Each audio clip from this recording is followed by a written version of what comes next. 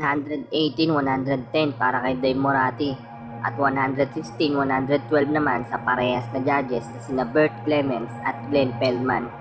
Ang lahat ng boxing judges na ito ay puro Amerikano, kababayan lahat ni Mayweather. Ayon sa tatlong ito, si Mayweather ang nanalo by unanimous decision. Ang laban na ito ay tinaguriang the fight of the century. Naganap ang laban noong May 2, 2015. Ayon sa ibang virtual report, panalo daw si Mayweather dahil nakontrol nito ang distansya at naiwasan ang mga kamao ni Pacquiao. Pero tama nga naman sila, puro takbo, yakap at iwas lang itong si Mayweather. At sa tinagal-tagal ng paghihintay ng mga tao sa laban na ito, maiintindihan mo ang pagkadismaya ng karamihan dahil imbis na maging fight of the century ang laban na ito, nagmistulang run of the century ang kinalabasan. May mga video na in-slow mo at binilang ang mga patama nitong dalawang boksingero at makikita mo talaga na lamang ang ating pambansang kamao Manny Pacquiao. Ating ngang balikan ang highlights ng buong laban at alamin kung may basihan ba talaga ang sinasabi ng mga audience, mga paibang laiman at mga Pilipino, maging ang mga boxing legends at boxing experts na ang ating pambansang kamao daw ang talagang nanalo.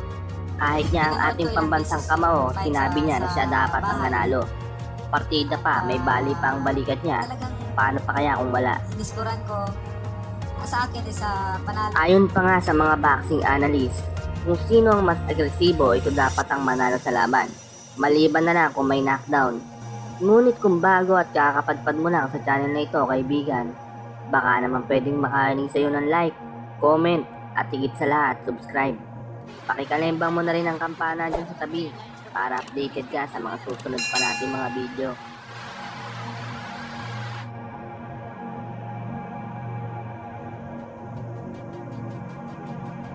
Round 1, halatang preparado at pinag-aralan talaga ng kampo ni Mayweather ang laban dahil epektibo nakakatama ang mga jab ni Mayweather.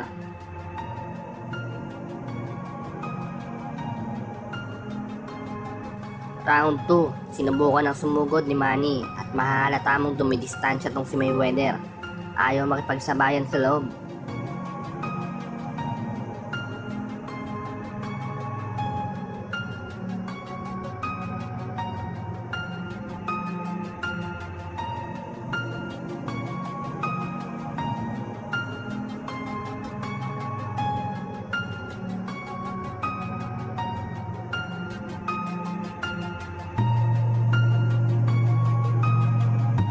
Pagpasok naman ng round 3, nakuha na ni Pacman ang timing at talaga namang todo iwas itong si Mayweather para hindi matamaan ng solid na patama dahil alam niyang may kalalagyan siya.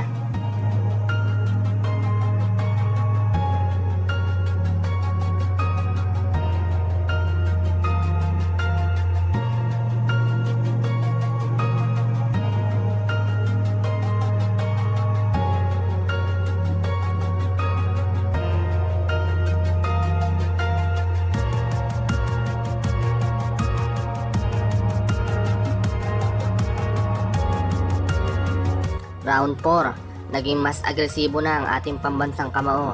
Nagpapakawala na ito ng sunod-sunod na mga kombinasyon at talagang kumukonekta na, samantalang itong si Mayweather parang pagong na nagtatago, ayaw talaga makipagsabayan.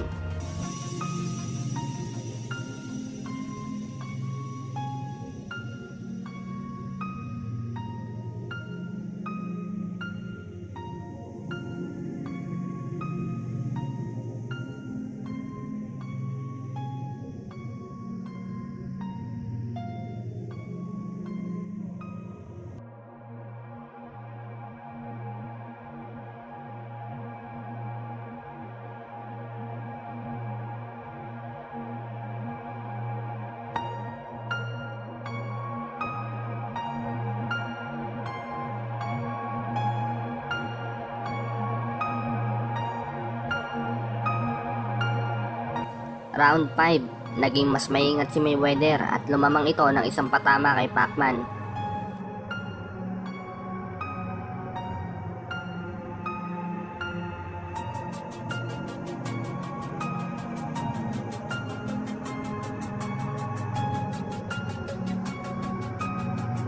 Round 6, pinagpatuloy ni Pacquiao ang pagiging agresibo. Mapapansin nyo dito ang pag-iling-iling itong si Mayweather na baliwala lang daw ang suntok ni Manny. Pero napapanguwi naman kapag tinatamaan siya.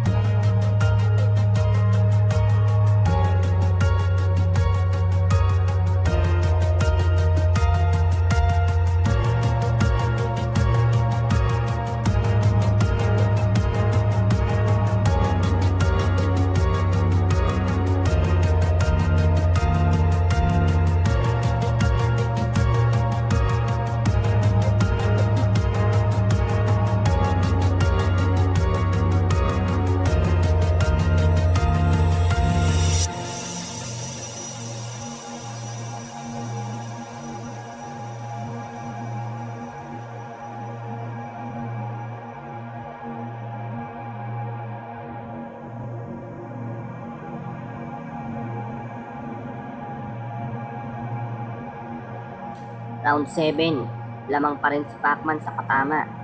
Si Mayweather naman, jump sabay takbo at yakap ang palaging ginagawa.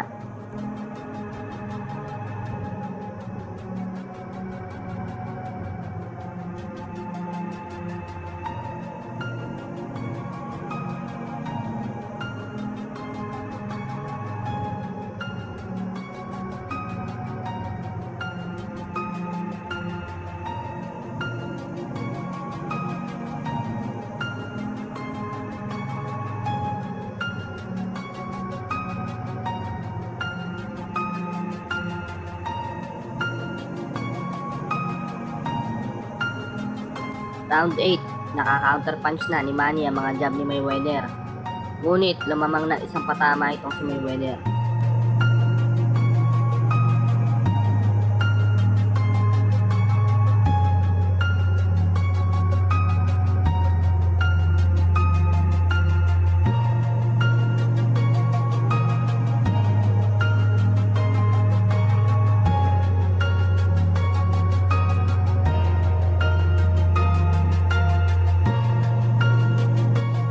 Round 9, ayaw talaga makipagsabayan ng malapitan ni Mayweather.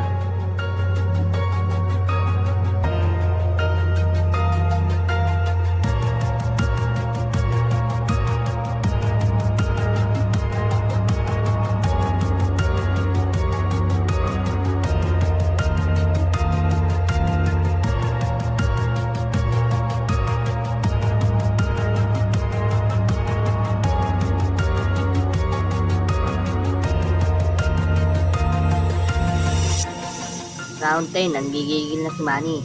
Ngunit itong si Mayweather, wala talagang balak makipagsabayan. Suntok layo, kumbaga.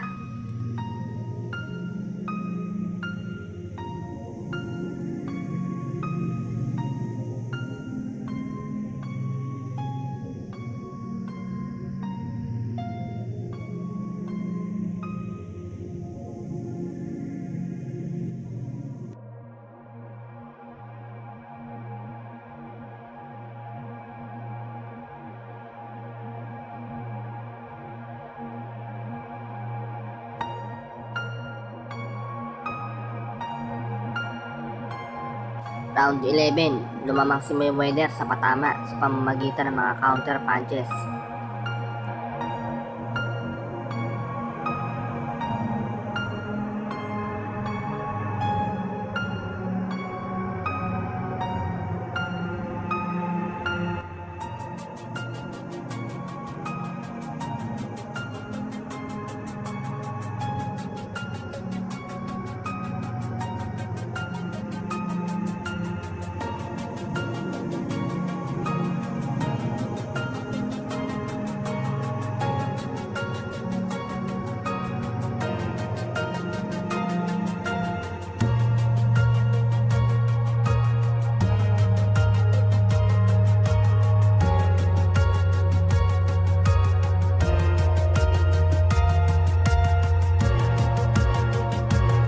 Last and final round.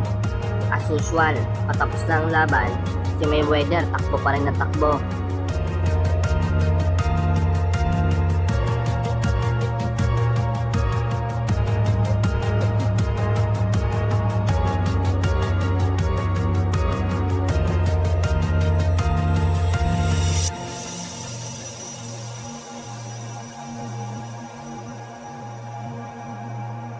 Isang napakalaking questionable desisyon talaga ang hinatol ng tatlong orado sa laban na ito mga kaibigan. Kaya naman talagang napakaraming umalma at hindi nakatiis na batikusin ang laban na ito at napakaraming humingi ng rematch upang matuldukan niya ang mga agam-agam patungkol sa kung sino ba talaga ang panalo. Ngayon mga kaibigan, sino sa tingin nyo ang nanalo? I-comment nyo na sa baba kung sino at kung bakit. Yun lamang po muna sa ngayon. Maraming salamat at God bless.